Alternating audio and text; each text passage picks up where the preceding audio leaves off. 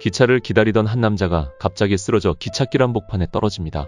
주변 사람들은 구조해주기는커녕 휴대폰을 집어들고 촬영하기만 합니다. 이때 한 노인이 위험을 무릅쓰고 기찻길로 뛰어내리는데요.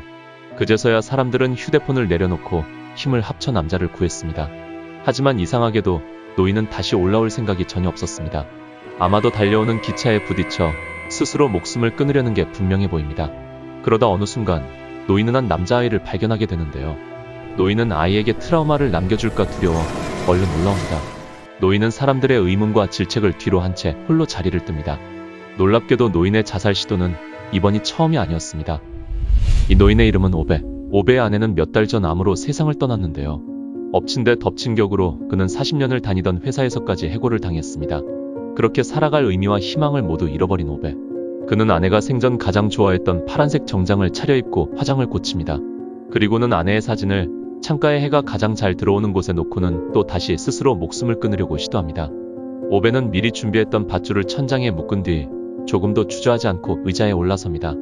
그렇게 잔뜩 붉어진 얼굴로 그 순간을 기다리는데 밖에서 들려오는 소음이 고요함을 깨뜨립니다. 알고 보니 새로운 이웃이 이사를 오고 있었습니다. 오베는 이웃이 규정을 무시하고 마음대로 차를 몰고 들어왔다며 화를 내며 비난했습니다. 하지만 입으로는 비난하면서도 주차를 잘하지 못하는 이웃을 도와 직접 차를 세워주기도 합니다. 그리고는 뒤도 돌아보지 않고 집으로 돌아갔습니다. 이어 다시 목을 맬 준비를 하는데요. 이때 이웃의 아이들이 나타나자 오베는 얼른 밧줄을 내려 숨깁니다. 아이들에게 그런 광경을 보여주고 싶지 않았던 것입니다. 이튿날 오베는 여느 때와 마찬가지로 꽃을 들고 아내의 무덤을 찾아왔습니다. 그는 아내에 대한 그리움을 전하고는 어제 있었던 일에 대하여 이야기합니다. 그리고는 약속대로 아내를 찾아 떠나지 못했다며 사과합니다. 집으로 돌아온 오베는 또 다시 파란색 정장을 차려입고 목을 맬 준비를 하는데요. 이번에는 다른 사람에게 방해가 되지 않도록 커튼을 닫았습니다. 밧줄을 매달고 조용히 떠나려고 하는 순간 갑자기 들려오는 초인종 소리가 또 다시 정적을 깹니다. 화가 잔뜩 난 오베는 혼내주려고 밖으로 향합니다. 문을 열어보니 이웃집 아이들이었습니다. 알고 보니 이웃은 어제 주차를 해준 오베에게 고마워 맛있는 음식을 가져다 준 것이었습니다. 이어 이웃은 사다리를 빌려가 집을 수리하려고 하는데요.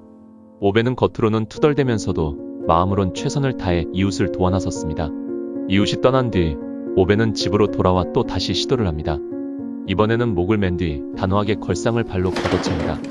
그러자 오베에게는 지난 추억들이 주마등처럼 스쳐 지나가기 시작했습니다. 오베의 어머니는 그가 아주 어렸을 적 세상을 떠났고 그는 아버지와 함께 생활했습니다. 하지만 아버지의 과묵한 성격은 때때로 그를 두렵게 만들었는데요. 아버지는 희노애락을 잘 드러내지 않았고 아들에 대한 사랑도 표현할 줄 몰랐습니다. 그러다 어느 하루 오베는 기찻길에서 일하고 있는 아버지를 찾아오는데요. 그러다 달려오는 열차에 치일 뻔합니다. 아버지는 달려와 두려움에 떨며 오베를 꽉 껴안아 주었습니다. 생전 처음으로 아버지가 자신을 얼마나 사랑하는지 느껴졌던 것입니다. 오베가 대학을 졸업하던 날 그는 만족스러운 성적표를 아버지에게 건네는데요. 기쁜 마음으로 아들의 성적표를 받아들고 동료들과 기쁨을 나누던 그때 질주하던 기차는 야속하게도 이런 기쁨을 슬픔으로 바꾸어 놓았습니다. 오베 인생의 가장 기쁜 날은 이렇게 가장 고통스러운 날로 바뀌어 버렸습니다.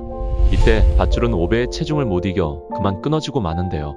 실패하여 분노한 오베는 파이프를 가져다 자동차 배기구에 연결한 뒤 다른 쪽 끝을 차창에 집어넣습니다. 이번에는 자동차에서 생을 마감하려 했던 것입니다. 가스가 차 안으로 들어오면서 오베에게는 지난 추억들이 또 다시 주마등처럼 스쳐 지나갑니다. 아버지가 돌아가신 뒤 그의 생활도 나락으로 빠져들었습니다. 오베가 유일하게 남은 집이 강제 철거되는 것을 막자 개발 업체에서는 그의 집을 몰래 불태워버렸습니다. 그렇게 하룻밤 사이 모든 것을 잃은 오베. 다행히도 아버지가 다니던 직장에서는 그를 받아줬고 그 뒤로는 아버지가 하던 일을 도맡아 하게 됩니다. 갈 곳이 없는 오베는 기차에서 쪽잠을 자며 나날을 보냈습니다. 자신의 인생엔 더 이상 아무런 미래도 행복도 없을 것이라고 느끼며 잠이 든 오베. 다음날 깨어나 보니 웬 빨간 구두가 눈에 들어왔는데요. 일어나 앉아보니 맞은편에는 밝고 명랑한 소녀가 앉아 있었습니다. 미소를 짓고 있는 그녀의 모습은 너무나도 아름다웠습니다. 마음속 잔잔했던 파도는 순식간에 거센 물결이 되어 출렁입니다. 그렇습니다. 오베는 소녀라고 부르는 그녀에게 첫눈에 반했습니다. 이때 승무원이 기차표를 확인하러 왔는데요. 하지만 오베에게는 돈이 한 푼도 없었습니다. 소녀는 난감해하는 오베를 위해 표값을 지불합니다. 역에 도착한 오베는 긴장한 나머지 짐도 기차에 두고 내렸습니다. 다행히 소녀가 그의 짐을 발견하고 건네주었습니다. 그렇게 서로를 쳐다보는 두 사람. 약간의 아쉬움을 뒤로한 채 기차는 서서히 떠났습니다. 그 뒤로 오베는 늘 설레이는 마음으로 같은 기차를 타는데요. 그러다 3주 뒤 오베는 드디어 소냐와 재회했습니다. 오베는 이번에는 어렵게 찾아온 기회를 놓치지 않았습니다. 그는 소냐에게 데이트를 신청합니다. 소냐도 싫지는 않은 듯 거절하지 않았습니다. 처음으로 고급 레스토랑에 들어온 오베. 홀로 외롭게 지내왔던 오베는 이런 자리에 익숙하지 않았는데요. 첫 데이트 자리임에도 불구하고 오베는 기차 수리에 대한 이야기만 늘려놓습니다. 하지만 소냐는 눈을 동그랗게 뜨고 오베의 이야기를 즐겁게 들어주었습니다. 한편 소냐는 오베가 식사는 하지 않고 물만 마시고 있다는 것을 알아차리는데요. 잠깐 고민을 하던 오베는 자신은 돈이 없어서 집에서 먹고 왔다고 말합니다. 그리고는 자신은 사실 열차 수리공도 아니고 그저 열차 청소부일 뿐이라며 부모님도 일찍 돌아가셨고 자신은 집도 없다고 진실을 토로합니다.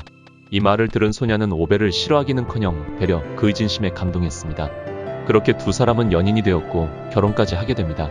천사와도 같은 소냐는 오베의 고독한 영혼을 치유해 주었고 오베의 무미건조했던 삶도 다채로워지기 시작합니다. 아내의 격려하에 오베는 드디어 열차 기관사가 되었습니다. 그들을 따뜻하게 맞아줄 집도 하나 생겼죠. 아내와의 만남을 더 없는 행운으로 생각한 오베는 아내를 지극히 아끼며 행복한 생활을 이어나갔습니다. 그렇게 지난 세월에 푹 빠져 잠겨있을 즈음 갑자기 다급하게 문을 두드리는 소리가 오베를 죽음의 문턱에서 끌어냈습니다. 그렇습니다. 그의 자살 계획은 또 실패했습니다. 화가 난 오베는 차고의 문을 힘껏 열어 제끼는데요. 알고 보니 이웃의 남편이 지붕을 수리하다가 크게 다쳤고 구급차로 병원에 이송된 것입니다. 운전할 줄 몰랐던 이웃은 오베에게 병원까지 데려다 달라고 부탁했고 그의 두 아이들까지 오베에게 맡겼습니다. 오베는 이번에도 입으론 불평을 토로하면서도 아이들을 정성껏 돌봅니다. 동물들의 흉내를 내며 이야기를 들려주는 오베를 보며 아이들이 얼굴엔 웃음으로 한가득했습니다. 병원에서 돌아온 오베는 이제 집에서 죽으려는 생각은 접었습니다. 그는 이번에는 기찻길에서 생을 마감하려고 했습니다. 하지만 다가오는 기차를 보며 어린 시절 자신의 모습이 떠올랐는데요. 아버지가 눈앞에서 기차에 치여 숨지는 모습을 떠올린 오베는 아이에게도 처참한 모습이 보여질까 두려워 얼른 그곳을 떠났습니다. 집으로 돌아가는 길, 이웃은 그에게 아이들이 그린 그림 하나를 선물하는데요. 그림 속 화려한 인물은 다름 아닌 오베였습니다.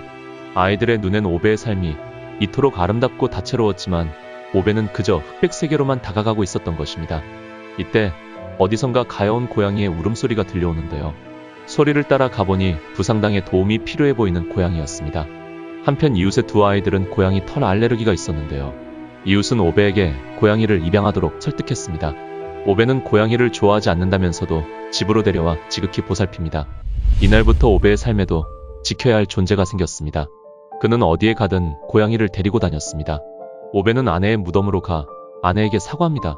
그리고는 고양이에게 좋은 주인을 찾아주고 나면 얼른 아내를 찾아가겠다고 말합니다. 그 뒤로 이웃은 오베에게 아이들을 돌봐달라고 부탁하는데요. 남편이 사고로 운전을 할 수 없게 되자 운전면허를 취득하기 위함이었습니다.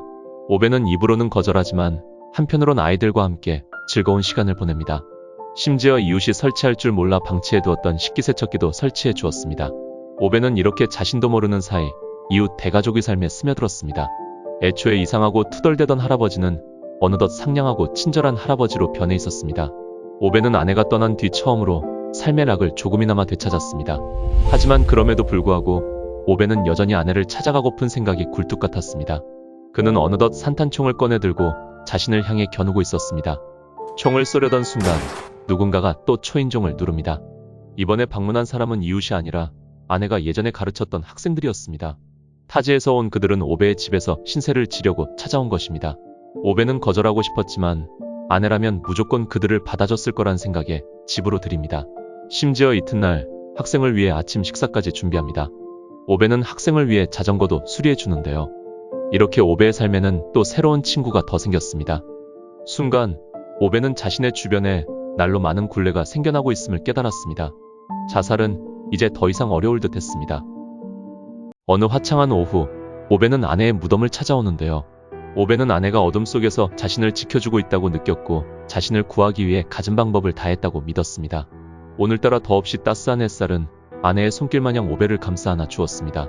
오베는 드디어 자살하려는 생각을 접고 삶의 희망을 다시 찾기로 결심했습니다. 오베는 이웃을 찾아가 마음속 가장 고통스러웠던 기억을 털어놓습니다. 임신을 축하하기 위해 여행을 떠난 오베와 소냐. 여행 경비도 절약할 겸 길에 펼쳐지는 아름다운 경치를 감상하기 위해 소냐는 버스를 탈 것을 제안했습니다.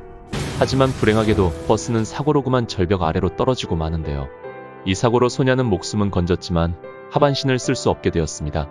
더욱 안타까운 건 아이는 이로 인해 세상을 떠났고 소냐도 평생 아이를 가질 수 없게 되었다는 사실이었습니다.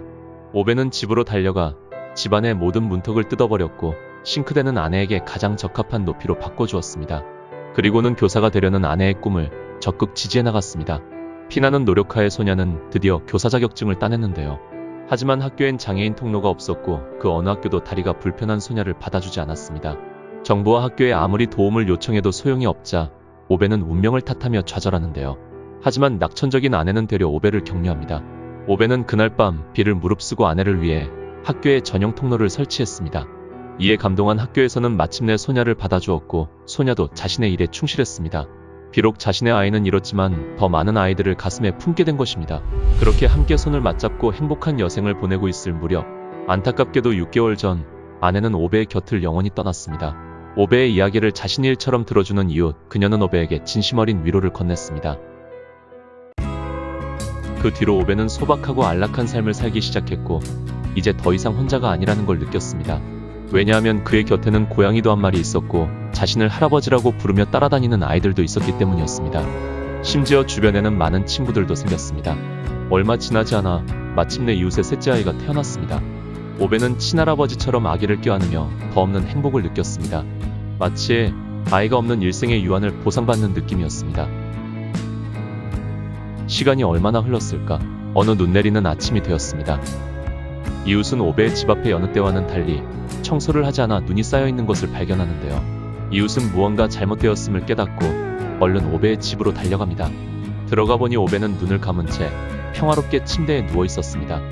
그는 가장 만족스러운 방식으로 세상을 떠난 것 같습니다. 자살이 아니라 장기부전으로 인한 자연사였습니다. 그는 유서를 남겼고 이웃들이 자신을 위해 간단한 송별회를 해주기를 바랬습니다. 단 몇 사람만 와줘도 괜찮다며 말입니다. 하지만 장례식 당일 교회에는 사람들로 가득 차 있었습니다. 비록 혈연 관계는 없었지만 그들 모두는 가족과도 같은 존재였습니다. 따스한 한 줄기의 빛이 차창으로 내리쬐는데요. 오베는 소냐와 처음 만났던 기차로 돌아왔습니다. 눈을 떠보니 여전히 빨간 구두가 눈에 들어옵니다. 그는 드디어 꿈에도 그리던 아내와 재회했습니다. 그들은 이제 다시는 헤어지지 않을 것입니다.